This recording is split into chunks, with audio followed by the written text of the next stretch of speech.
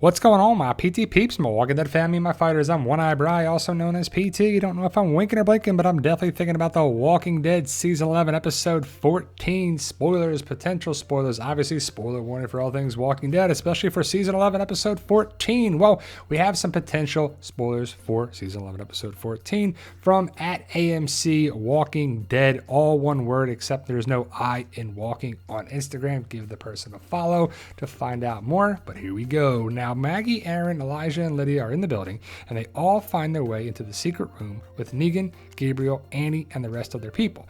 Maggie is trying to assess the situation, and she asks who Annie is and who she is to Negan. Negan holds up his hand and flashes a wedding ring. What? To reveal they're married. Negan stays in the secret room with Elijah, Lydia, and the people, while Maggie and Annie go on a hunt to sweep the floor for other survivors. Aaron and Gabriel leave as well to do the same thing, but are checking out a different floor. So Negan and Annie are married. Now we all know that Negan's gonna live, but that probably does not bode well for Annie, that's for sure. So it's kind of crazy that Negan and Annie are married, but wait, there's more. Stay tuned. We're going to see Negan stepping up, and I have to say, this episode on paper from these potential spoilers sounds like a great episode. Now, Negan monitors the area around the secret room when he sees a Commonwealth soldier come in dragging Herschel. Herschel had stowed away in the truck with Maggie, Elijah, and Lydia, so Negan kills the Commonwealth soldier and comes into the room with Herschel. He radios Maggie to let her know, and Maggie is very upset. So Negan saves Herschel. Herschel tells Negan that his mom told him to stay away from him, and Negan says his mom is a smart lady. Herschel questions why his mom doesn't like him, and Negan says it's because of something that happened a long time ago. Herschel asks if it was something bad, and Negan looks defeated and confirms that it was something bad. Herschel asks Negan if he was a bad man, and Negan admits that he was. So Negan saves Herschel. We kind of thought that would happen at some point, right? So when Negan's on your side, you're good, right? And these Commonwealth soldiers don't stand a chance. They're just for show. Now, they could probably take out some walkers, but to fight people, they're kind of weak, but Negan takes out a couple of them. When Maggie and Annie are alone, Maggie sees Annie pull a ginger root from her pocket. Maggie questions her with ginger, and Annie says, yep. Therefore, Maggie asks her how far along she is, and Annie confirms 12 weeks. So 3 months. Negan's been a very busy boy. Maggie asks if the baby is Negan's, and Annie says yes. After they receive the news about Herschel stowing away, Maggie is upset, and Annie assures her he's in good hands. Maggie says he's in the hands of the man who killed his father. Annie admits she knows and that Negan told her everything. Maggie says, and you still married him? Before Annie explains that no one's hands are clean and people have done terrible things to survive. Annie said she has done them and had them done to her, but now Negan is a good man, etc. Maggie is upset and emotional and says he doesn't get to forget, and Annie looks her right in the eyes and says he hasn't. So, man, 12 weeks, 3 months. Negan's married, he's got a kid on the way. He's been pretty busy since he went away. I have to say, he got lucky to find Annie. And the Maggie-Negan drama continues. The Maggie fans will see her side, but the Maggie haters will be like, Maggie, you dumb.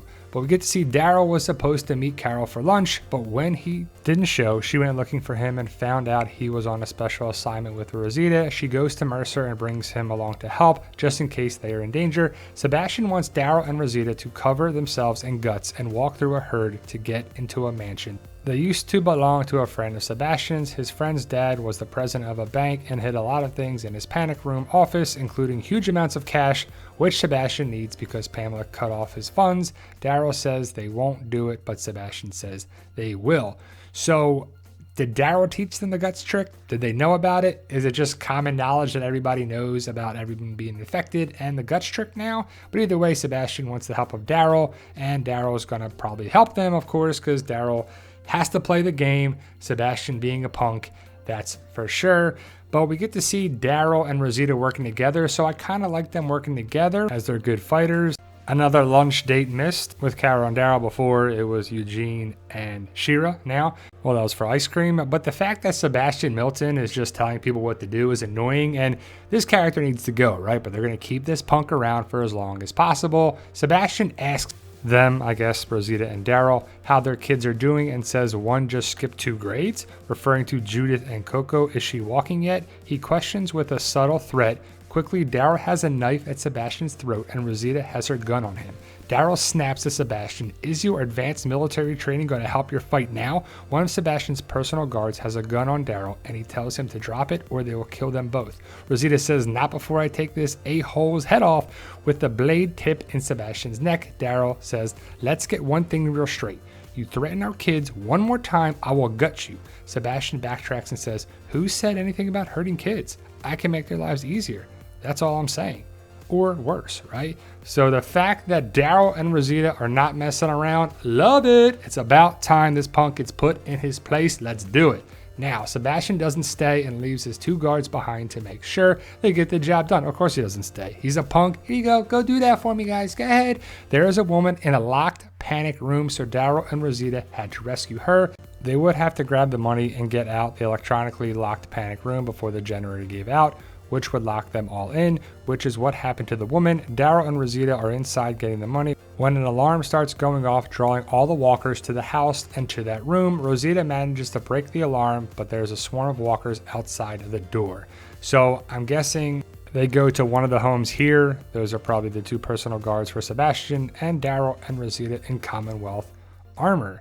Now, Daryl and Rosita are trying to figure out how they could fight their way out because there isn't one, but Mercer and Carol show up and get through, all of them covering themselves in guts to get out, but the woman's gut-covered armor snagged on a walker and she couldn't get free and ends up dying.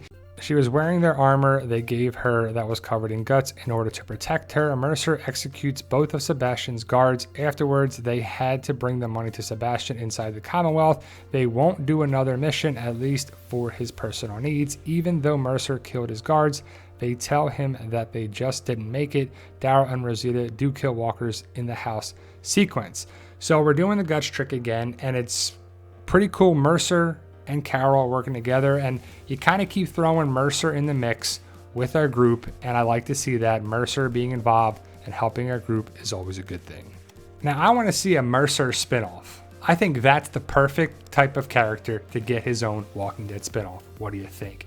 Daryl killing walkers, you know he can do it, but where's your armor here? You took it off for some reason, not sure what's going on here, but Daryl being Daryl, we love Daryl Dixon. But who's watching Judith, RJ, and Dog? This may be the person, the woman with the armor that gets snagged on a walker and she doesn't make it. That could be her for sure. Now, Toby and the remaining Commonwealth soldiers are getting close to finding the secret room the group is in. Maggie realizes they need to lure Toby and the guards away. Toby, anyone watch The Office? Goodbye, Toby. So they're able to start getting people out. Maggie radios Aaron and Gabriel and gets them to lure Toby and the guards on the roof. While Aaron is talking to them, Elijah creeps up behind them and kills the guards. Aaron shoots Toby and throws him off the roof. Goodbye, Toby. Causing him to break his neck and not be able to move. The people he previously threw off the roof are walkers on the ground and presumed to devour him. So this can't be good for Lance. Toby was hired by Lance. So I wonder what this means for Alexandria, Lance, and Aaron. But Toby is going to go flying off the roof, join his group of people down there, and it's all for nothing, right? These people did not take the weapons. And this could have been avoided.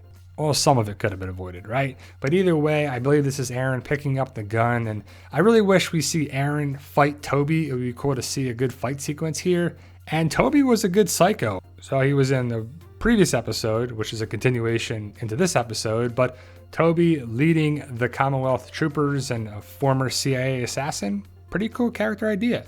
Now Herschel pulls a gun on Negan and says, "My mom told me a bad man killed my dad. It was you, wasn't it?" That's pretty smart, Herschel. Negan, looking ashamed, admits that it was him before sitting down with the gun still on him. Negan says to Herschel that there's nothing he can do or say that's gonna make what he took from him and his mother better. He says he knows he wants to pull the trigger and that he doesn't blame him, but if he does, the bad people are going to know where they're hiding. Negan tells Herschel that maybe he deserves to die for what he did to his dad, to his family, but the people there don't. Herschel lowers his gun and Lydia takes it from him before he runs out of the room. Lydia looks sadly and disapprovingly at Negan and walks out. So that would be pretty crazy if Herschel shot Negan. Like this kid right here shoots Negan. Some people think that's going to happen in the spinoff, but we'll have to see. Now, at the end, they are all regrouping when Negan says to Herschel, I know we still have some unfinished business, but I'll tell you what, you help your mom rebuild your home and wait a few years until you've grown up a bit, then you come find me and I promise you we'll settle it. Maggie comes in and Herschel is mean mugging Negan and she asks, what did he say to you? And turns around and they both look at Negan while Negan and Annie look at them. So we'll have to see how it gets settled. Do you think Herschel gets justice for Glenn and takes out Negan in the spinoff, the Maggie and Negan spinoff? Now, at some point towards the end, Annie is asked if her people didn't take the shipment of guns and supplies, then who did? The screen flashes to 2 weeks ago, again another jump back, and it shows a wagon full of stuff with a horse. There are Commonwealth troopers shown, some alive and some dead, before Leah is seen killing one of the soldiers. So Leah is back killing the soldiers. We thought Leah makes sense for Leah to be involved here. This is going to probably cause some problems and consequences with the Commonwealth going to Maggie to say, what did you do? But it was Leah all along. Can't wait to see what's in store for Leah. But thank you guys for watching. I truly appreciate it. Like, share, subscribe, support the PT channel any way that you can. And we truly appreciate all love and support. And as always, tell them Daryl.